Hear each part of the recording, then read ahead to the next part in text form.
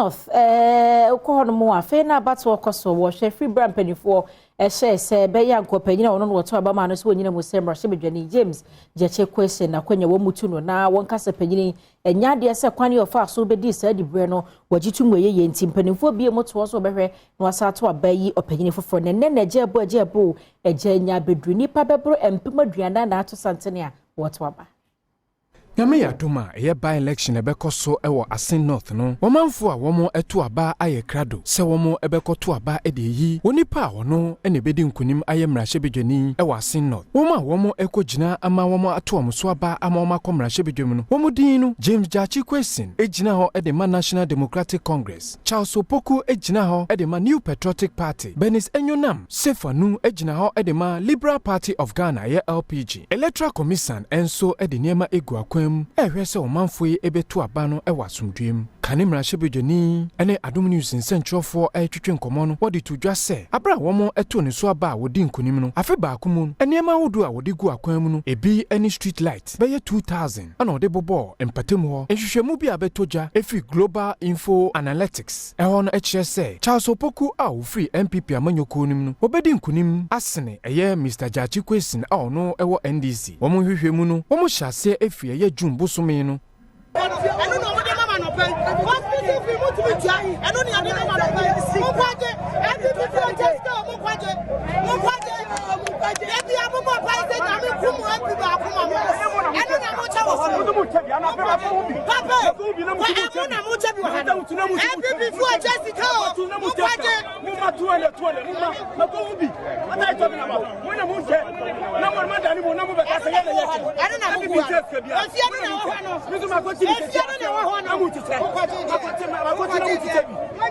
Inspector General of Police George Akufu Dampare ene amanyoko ahodo a womo manfo ye koto omso aba ma makomrahye bedwem no ehia ato adwene e de afa asomdua ebekoso e wa abato onim